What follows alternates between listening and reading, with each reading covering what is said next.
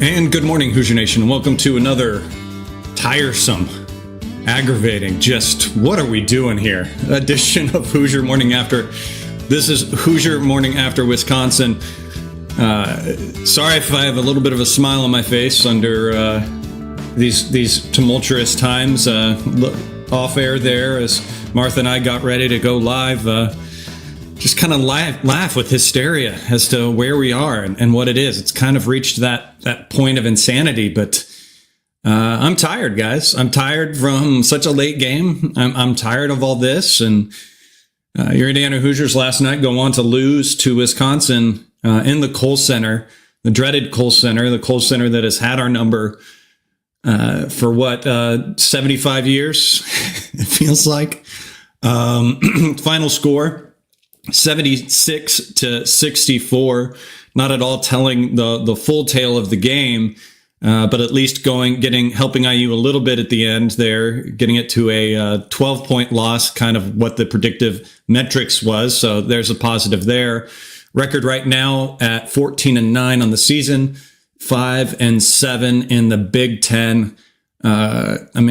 Indiana comes out to just that horrible start, leaving shooters on D, like no one on the team Googled Wisconsin before this game. Can't get anything going on offensive end either.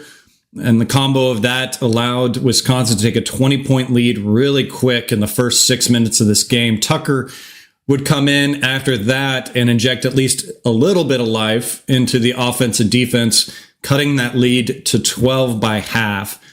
And as a complete shock to maybe you, me, and a lot of us, IU came out of the half not with its starting five. So maybe something was learned for a brief second out of this game.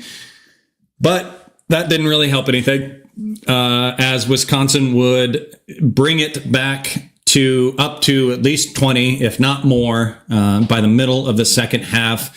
And then with some late game pressure and battling, would bring us to the final deficit of 12 after Wisconsin had all but kind of conceded the win and coasted to the end with a lot of their bench players on there.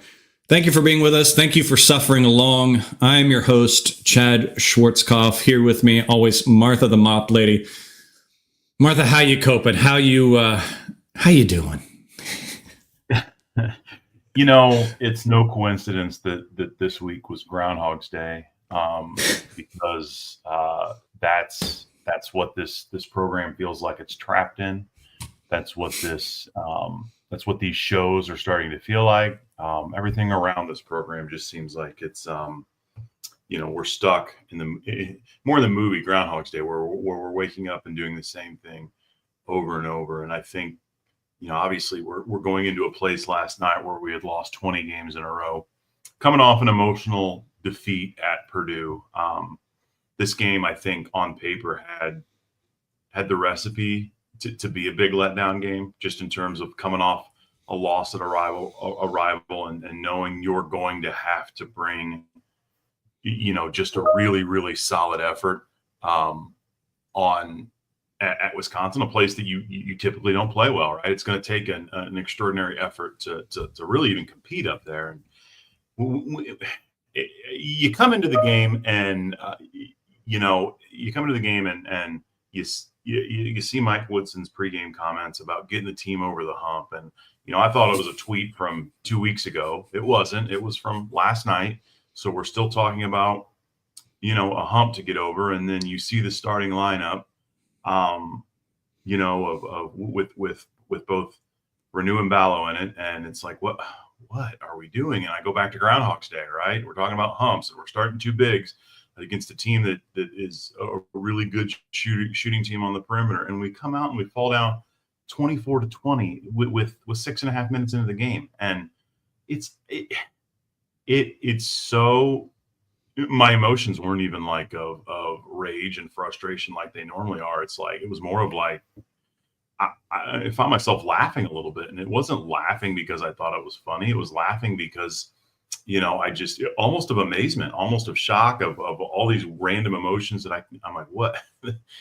And for whatever reason, I wasn't surprised. And that's the frustrating part is, I think we're this far down the road in the season, and we keep looking for aspects of hope, and they're just disappearing with each passing game. And the frustrating part is you've got a team here with all this talent and no identity.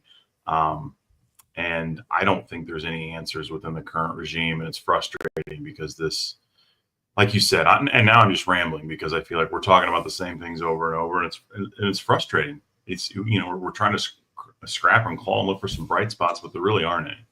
And last night I thought was an utter embarrassment. I don't think the final score was indicative on how that game went at all. It wasn't a 12-point game.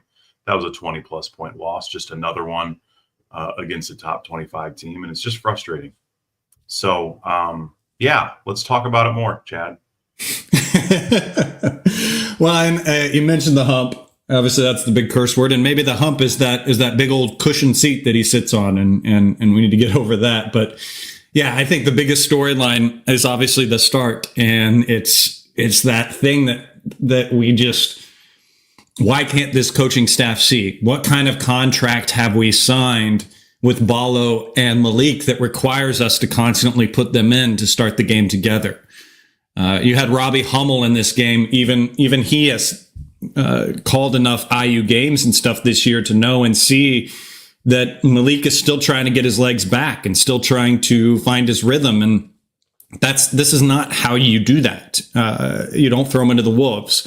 Now, was this a case of IU seeing Wisconsin, how they play kind of two tall guys, but those are two tall guys that can shoot it from the outside? And was this IU trying to counter that? Well, if so, you stuck with it way too long. You let your hole get dug so far with that 20-point deficit.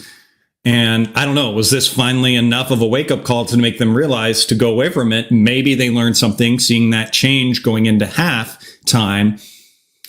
But I don't have good faith in that. I mean, I think Ryan on Assembly Call last night, I was listening to a little bit of it, brought up a good point.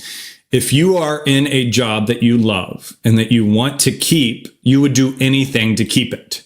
You'd be willing to change your philosophy. You'd be willing to do whatever you need to do to be successful still in that job and keep that job. I don't see that. And all we get is really kind of that lack of responsibility and all the talk about humps that we just said before. And if you can't get it done and you can't realize that, and the team hasn't changed and you haven't changed, then it's you. And it's sad to see it imploding like that and not to have a coaching staff that can realize that. Again, we are not in practices. We are not around everywhere else. So we can't say for sure, but we can say what we see on the court. And what we see on the court is a team that lacks fundamentals, a team that lacks attention to detail. And that always falls back on the coaching staff. There's talent there. There's things there. You can't tell me that another coach couldn't do more with this team, because they could. So it's weird. And I want to at least maybe a quick palate cleanser. I'll kick it to you too to talk about him, but I will say a lot of respect to Tucker in this game for stepping up when he did. He was really kind of one that kind of turned the moment in this game a little bit. When Wisconsin got up as big as they were, yes, they relaxed a little bit at that point, but Tucker hasn't seen the floor much as of recently, at least. And to see him go in and take advantage of that time and do what he did was at least one bright spot in an otherwise interesting game. 9 points for him, 3 for 7 from the field, 2 for 3 from 3, not known for hitting the 3. Obviously, Hummel saw in his stat packet that he had that Tucker had only made one other 3 going up to this game. Tucker was also one of the only players on this team to be in the positive plus minus at a plus 3 or 4, I believe. Your thoughts on at least Tucker showing up? Yeah, I thought it was kind of a bright spot. I don't know if he's a guy that you want shooting from 3 all the time, but he had some open looks and knocked them down. And I think it was easy to be a bright spot last night because the effort of all the guys around him was just, I thought, that poor. And Bryson, for everything he did last night, another guy that's been really, really inconsistent all season. Granted, he's a freshman, but there's been some games he hasn't played here lately, and the why behind that. There's all these rumors on what that's about. And I know, Woody mentioned he was going to try to get him more involved and try to play him more. So just another guy in the long list of some inconsistencies. But I thought his effort last night was solid. When Indiana needed any type of spark, he was able to come in, knock down a couple threes. Didn't love the flagrant foul towards the end of the game. I thought that was a little unnecessary, especially if you're going to go for the ball. You can't go with two hands. It's always a bad look when you're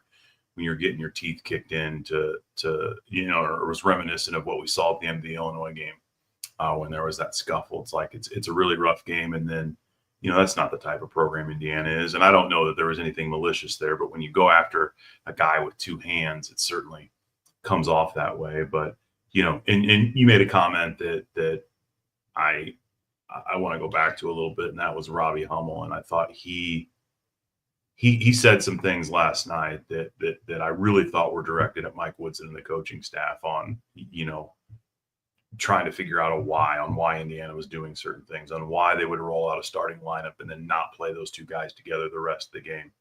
And why you don't have any type of game plan against Wisconsin's really solid perimeter shooting. They look really, really unprepared for that. When on the flip side, you've got a team in Wisconsin who saw Trey Galloway really work the pick and roll against Purdue, and they virtually shut that. They scouted Indiana perfectly, right? And this staff, for whatever reason, they come in almost like they look so unprepared. And I don't know if that's just the guys, and these guys aren't. They're more concerned individually. But when you come in against a team like Wisconsin and you field that starting lineup, you better make damn sure you're ready to defend the perimeter. And they look lost, absolutely lost. And to me, it's just an aspect of being unprepared. That falls on coaching to me. And I know you asked me about Bryson Tucker, and you're getting me down a rabbit hole here, but I'm still fired up. And I just want to touch on that, what you mentioned about Robbie Hummel, because I thought he made some great points last night on Indiana being unprepared, looking unprepared, and just really scratching his head as to why. No, you're fine. Go on all the rabbit holes you want to on this one, because as I sat down to make my notes going into this show today, I was sitting there going, oh gosh, I feel like I'm beating that dead horse with everything I want to bring up, trying to bring out some positives. But I think you made a good point there as well. Teams have obviously scouted this IU team, and it is out on how to beat us. And that's things that happen with any team going into the year. And you have to evolve and change things and have plenty of things in your bag to go to counteract that. And that's this coaching staff again. That's another fail in it. The players continue to try to do those exact same things, and the coaches are putting in front of them, and they aren't working. Like you said, the pick and rolls, only seeing screens out at the 3-point line that aren't doing anything, that aren't freeing up IU, and it just continues to circle the ball, and then you get to a point where it's hero time, and one player goes and tries to get a basket and everything. And you saw that. Tucker had to do that. Other players had to do that in this game. As a coach or teacher, even, I mean, you have to realize you have to change. It's just tiring to see the team continue to fail at the same things over and over again. The very first thing that I would do is go back to fundamentals with this team. I mean, that's where it's lacking. It's those fundamentals. The times that they're bounce passing and those are getting intercepted. The times where you're just not switching and communicating properly on defense. That's where it's lacking too. Where do you, any thoughts in this train of thought, Martha? Let me kick it to you for a minute. Yeah, I mean, you left scratching the head, right? I mean, from a fundamental standpoint, this team has never been good defensively, right? Just being out of position. And I'm going to go back to Rob Hummel again on a drive. I can't remember the Wisconsin player, but a screen was being set, and Bryson Tucker did. And we just talked well about Bryson Tucker, so I feel a little bit bad here. But defensively, he didn't even make the player use the screen. The player was just able to drive around him on what would be his right side to the left side of the lane and get an easy basket. Just, we've seen that far too much. Not only have teams been able to, shoot wide open threes, but their dribble drive against our perimeter players at times has been way too easy. And it's bad angles, it's bad fundamentals, it's all those things, right? The defensive rotation at times has looked really, really bad. So fundamentally, I think bad defense will automatically make our offense look bad at times, right? We get behind early, we start to force things. It's ugly. I mean, I think you saw that from Luke Goody last night. We fall behind 20 points and he's trying to force a lot of threes. It wasn't his typical game. I think he's much better in the flow of the offense. So at times I feel like our bad defense leads to bad forced offense, and it magnifies both. But I think the fundamentals start on the defensive side, and I think you hit the nail on the head. And I wish I had some faith that it would get better. I think at times when this team plays hard, like they did at Purdue, they've certainly got the talent to stay in games. But I just feel like they came in unprepared and uninspired last night. And you combine the two, you see those results, and it's unfortunate. Yep. And if you're coming here to this show or think one thing I won't bring up, I won't talk about yet, just because I'm not equipped to go down that rabbit hole yet, and B, I don't want to go on that yet. But we're just not going to bring up any possibilities of who does IU hire next, or who are possibilities, who's out there, what are those rumors, because that's all you see now is those rumors. And don't fall for any of that stuff. I guess that's the only thing I would say to that degree is be careful when you're out there on social media right now, because things get a little messy with people making predictions or plans or hopes and dreams and wishes, and just watch out for that. I think maybe right now at least we'll dive into some numbers in this game, and I think obviously when you look across the board, it's really just a tough stat sheet to look at. Points in the paint were even in this game, which I should have been able to feast a little bit more on in this. It was the 3-point shooting where you saw, obviously, this game lost, where IU goes 7 for 27. So like Martha just said, IU towards the end, hucking up the threes, trying to come back. And that is what you use the 3-point line for trying to get back when you're down big, but they were not good shots. They were not within the flow. They were really forced, whereas Wisconsin making 12 for 29, and I would argue that that percentage is pretty rough compared to what I think it technically was for them, where they were 41% in the first half and 23 in the second half. IU took away some of that from them. And obviously, as well, when you're up as big as they were, they kind of coasted down on it. Any stats for you that you see that stand out in this game? One that I find interesting is when you compare the two benches. Obviously, Wisconsin had the advantage of playing every single person on their bench towards the end of the game. I even think I heard the coach's son get in the game, who I'm not sure if he's a player or a manager, but that's how deep Wisconsin got down on their bench. I kid a little bit. I know he's a player, but IU played 3 bench guys, 2 of which played over 32 minutes, and Indiana's bench outscored Wisconsin's, who Wisconsin played, it looks like, close to 10 bench players, 29 to 26, if my quick math is correct. When you look at Indiana's starting lineup, and this is just, I know we're talking about stats, but when you play 2 guys on your bench for both over 30 minutes, and you got 2 starters, one that plays 11 minutes, one that plays 17 minutes, and then you look at the start of this game, it's like, what are we doing? What are we doing? You're clearly not rolling out your best lineup. You know that at this point. So why? Why? You've got bench production. You've got guys that can probably defend a little bit better. Why? It's almost like you're not giving yourself a chance in a game like this. And that's not any discredit to Renew or Ballo. It's just when they're on the court together, they're not going to be able to. And they both got thrown under the bus after the game. It's like, oh, they didn't come out ready to defend. And while part of that might be true, those 2 guys aren't guys you want defending the perimeter. They're not 2 guys that are really able to defend the perimeter, faster, quicker players. They're bigs. They're playing with their back to the basket. They're defending other bigs. They're not meant to guard they're not meant to guard great perimeter players. So I just when I look at the stats, it's just glaring to me the fact that, like, you got two guys on your bench that maybe should be, considered starters. Like, why isn't Luke Goody at this point starting?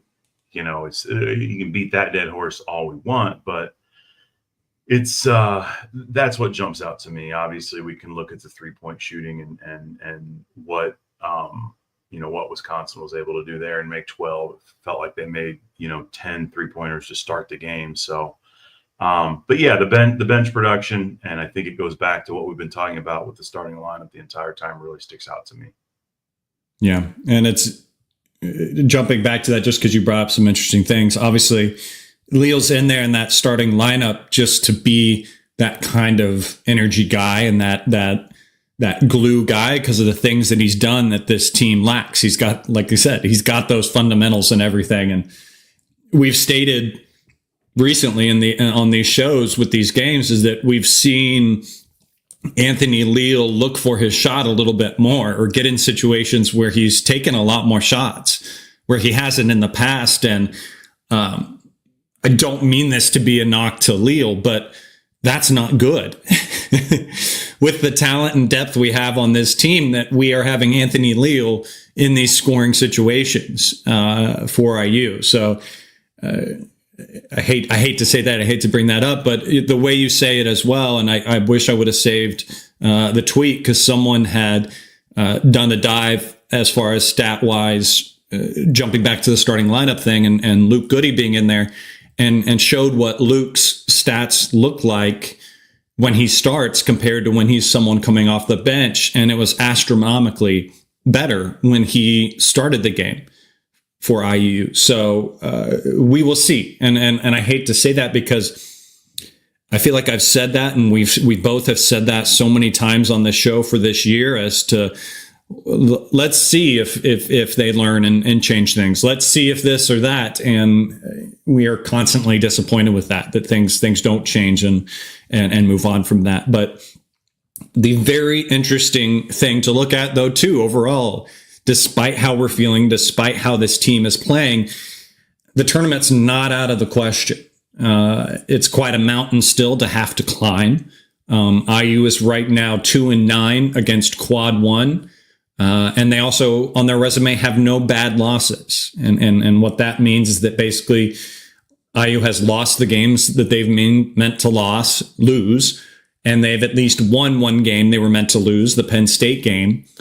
And the rest of the schedule, while yes, daunting and scary to look at, is full of opportunities for this team. So if not for anything, this team can kind of shock us. One thing that IU needs to do in these last couple games is we need to hold home court. IU's next game is February 8th versus Michigan at home. Michigan currently 24th, and just going through the home games, and IU has to pretty much hold home court right now. So we've got Michigan, we've got UCLA, we've got Purdue that comes into town, Penn State comes into town, and we finish up on a home game versus Ohio State. To be in the tournament, IU has to hold that. Then we've got 3 road games, finally. We've got against number 9 Michigan State, against Washington, and against Oregon.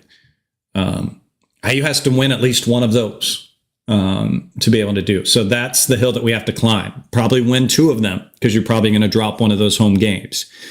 So we'll see. What are your thoughts on those chances and despite everything, our tournament outlook?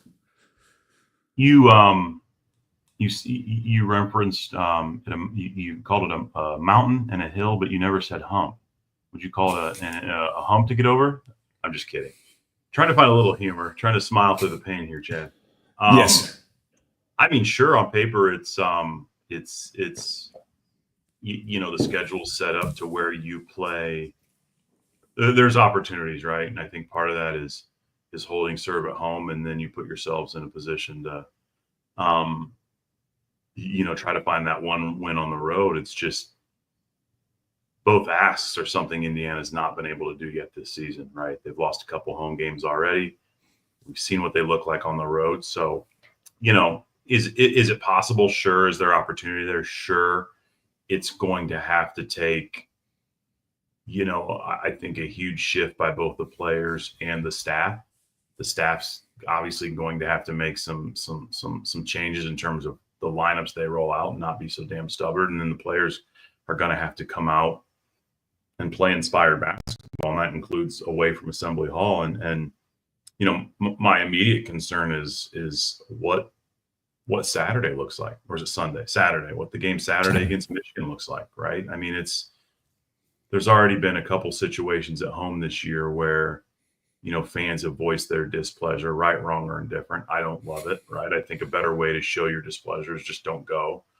But, now you've got a situation on Saturday where you've got, a guy coaching the other team coming back where obviously he's an ex-IU guy. His name's been thrown around.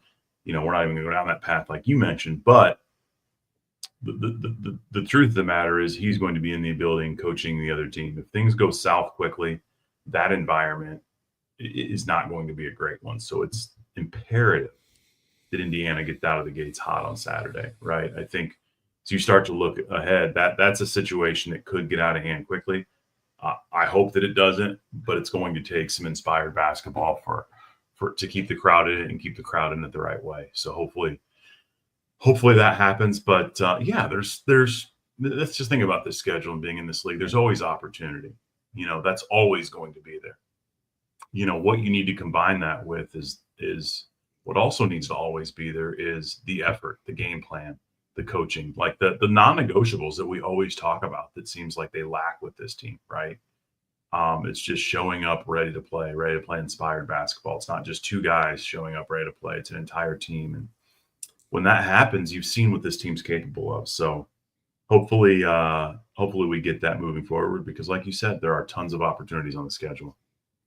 Yeah. And this is really kind of a college season overall that is kind of fortuitous for IU to be in the situation we are because there may be about 10 top teams that you could argue for, maybe 10 to 15 top teams. And then it gets very muddled from there. So that's part of the situation that allows IU to kind of be able to slide in despite everything that we see and we feel in this season and what we have been dealt in this season. To go along that as well, I am very mixed. I am very Jekyll and Hyde as far as when people get there. I understand voicing your dislike and everything like that. And I argue still, don't boo the players. Don't get mad at the players. Don't bring it out on the players. If you are going to boo at any point, maybe when a coach is introduced, maybe. But there's the other side that strongly also believes to the situation of show it with your lack of attendance. And I know that's counterintuitive when on this show we always will say if you're not going to go to the game, donate to Hoosier Ticket Project. Go to HoosierTicketProject.org to donate your tickets. But we may be in a different situation as far as we go right now, a different point of the season where we have to show our distaste. Because again, as we've driven home so many times on this show, our frustration lacks just because we are Hoosier Nation. We're a passionate bunch. We're a passionate group. I mean, shoot, one of our worst losses ever this season and worst performances this season in a late game at 9:00 Eastern game that was done around 11 o'clock at night, not much more than 9 hours ago. And here we are, Hoosier Nation, awake the next morning, and there's 500 of you listening to us talk about it. So that's where the frustration is also there, because it's such a great opportunity. It's such a great fan base. And it's just being squandered. To see something being squandered like this is just sad. And I maybe am hopeful for the future and the path that we can get onto and who can come in and right this ship. I think it's fully aware now, and I do trust Dolson. He did a great job with the football program. In the hiring of Woodson, it's been reported and stuff like too. His hands were tied a bit in that situation. You need to give him full carte blanche. He needs to be able to go into with a searching committee or however he wants to do it, and let's have that same success on this basketball side.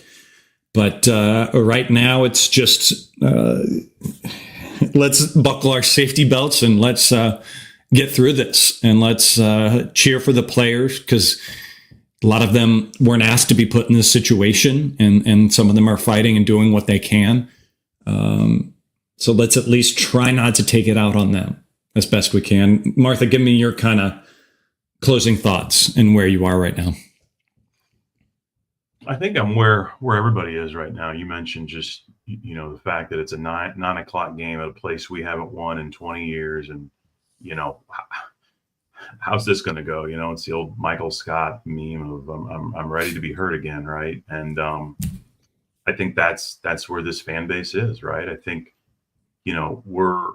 we're always going to, it's like, what this show is all about. Right. We always try to lead with glass half full attitudes, and it's tough. That's tough to have right now. Right. And I know so many fans that are either apathetic about the program until there's some changes made. There's obviously some people that are really, really loud about that. And I think that goes back to your point about Scott Dolson is, as we go down this stretch, you're going to hear, you're going to see, you're going to read a lot of things. And if the football search shows us anything, Scott Dolson's a guy that's going to keep all of his chips close to his vest. Right. And I've got full trust in him too. He's a guy that I think was raised around this program, knows what this program means.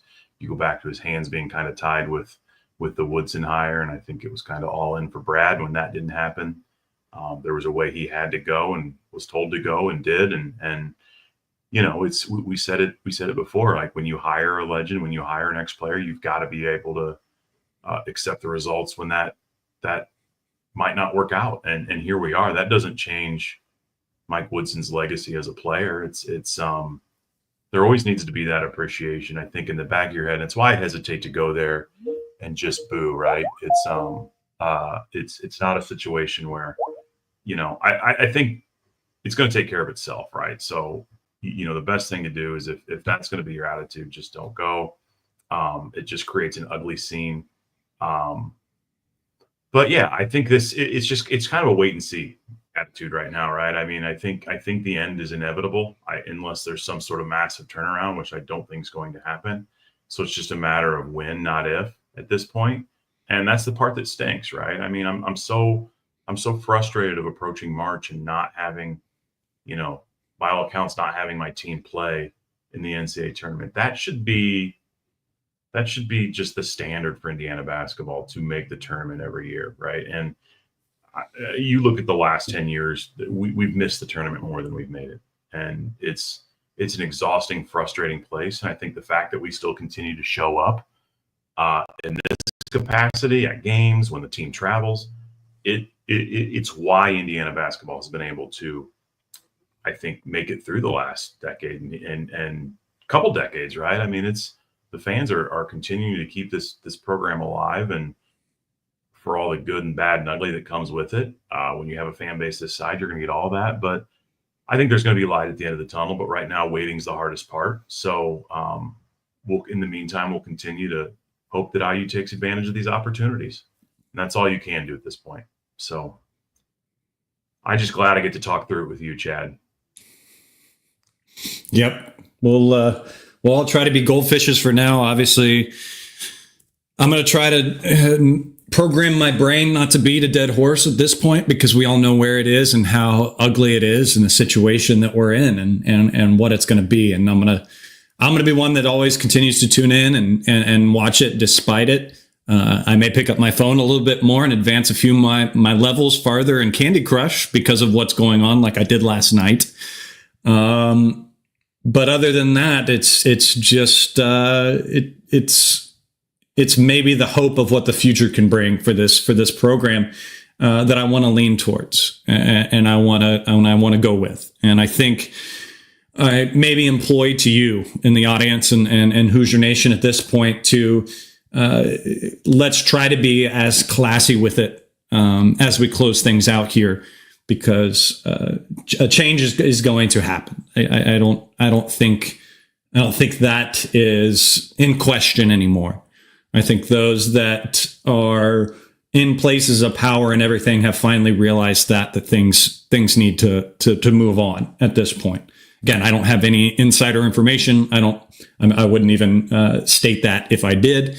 But let's now try to not do anything that's going to hurt the program, hurt and tarnish things, because that doesn't help anything. That doesn't help anyone.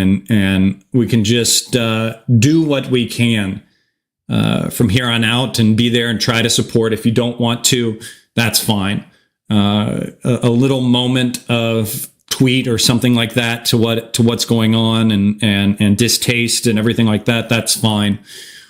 But then let's try to move on and find other things in your life that bring that joy and everything. But for at least for now, we will try to be that show that comes on and we talk about it and we get through it together the next morning. We have our coffee, we sip it, we go on the road to work, whether you're working from home, whatever you're doing when you tune in to this show. I thank you at least for sticking with us in this show and being here to talk it out and listen through it. And I will still fight for you to be that glimmer of hope and trust and positivity moving forward with this team, because brighter skies are ahead, guys. I can at least hope for that. There's not much else we're going to get to. We will get back to being that team that is guaranteed in the tournament each year. The only kind of fail from that is maybe an injury or something that derails that for a season. But we'll get there. It's still a coveted program. We still have the NIL backing and everything that makes it great. Ignore the echoes, ignore the chambers. When we get into the postseason, if we are in that coaching search and everything, try to lead with positivity and excitement and share those great moments that you've had and that excitement of someone coming in and igniting this program. Don't go in there with negativity and everything and allow those pundits, those stupid pundits we saw last time that painted IU as the toxic fan base. Hoosier Nation as a toxic fan base. They just don't understand that. We're Hoosier Nation. We're a passionate fan base. We're an excited fan base. We're fan base ready to erupt. Lead with that. Lead with that excitement and someone coming in and igniting us, making those neutral court games, home games like we do, and what success it can be. Be excited about that. Be excited with what can be built and what the future can bring, because we've got things cooking on the football side, and hopefully in the future now we can make it cook on the basketball side. So that'll be it for me on this edition of Hoosier Morning After. Thank you for tuning in here with me. Hope you feel a little bit better. Hope you feel a little lifted and excited. If not, like I said, be a goldfish and we'll move on and we'll try to find greener skies in other places. But thank you for being with us. Follow me on Twitter at General Chadwick. There you can find out more information about the show. Share the show with your friends and everything if you will. Follow Martha at The Mop Lady as well. If you're watching on YouTube, please subscribe, hit that thumbs up, share that as well with your friends. I appreciate you guys. Like I said, Martha and I, you're not watching a single ad to listen to this show, listen on podcast streams. We do this for fun. We do this because we're passionate like you guys are. So I appreciate you being here. Until then, go out there, have yourself some wonderful day, and let's go Hoosiers.